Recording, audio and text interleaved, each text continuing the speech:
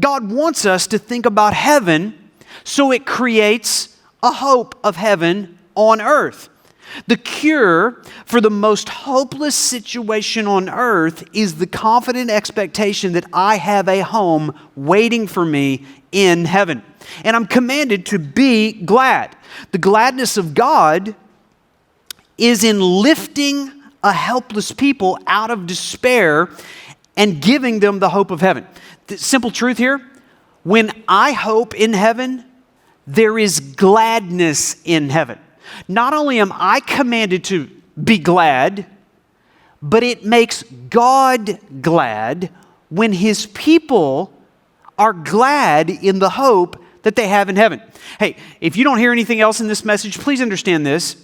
Heaven is not essentially for you. Heaven is essentially for God to be glad. Heaven's not a place where God's going to make much of you.